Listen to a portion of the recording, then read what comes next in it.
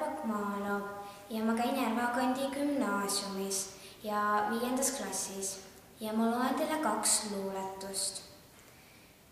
Magav maailm, Ellen Niit, on suurde lumevaipa end mässinud maailm. Ta midagi ei taipa, sest kinni on ta silm ning lill ja loom ja rohi kõik magab sügavalt. Vaid metsa magus nohi on kuulda teki alt.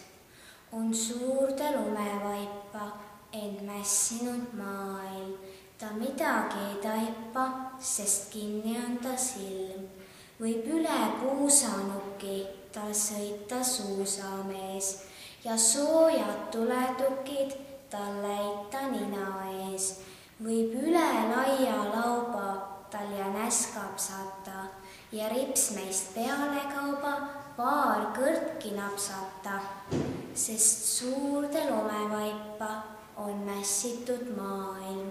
Ta midagi ei taipa ja kinni on ta silm.